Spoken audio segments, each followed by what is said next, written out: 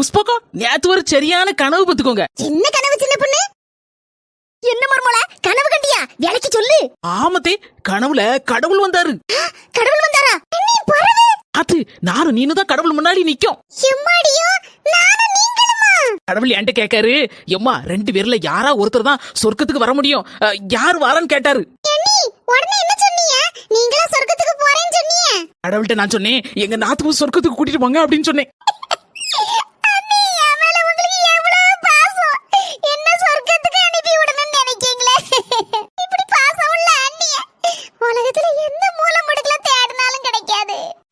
என்ன சொர்க்கத்துக்கு அனுப்பி வைக்கன்னு சொன்னதுக்கு காரணம் என்னன்னு தெரிஞ்சுக்கலாமா நீ?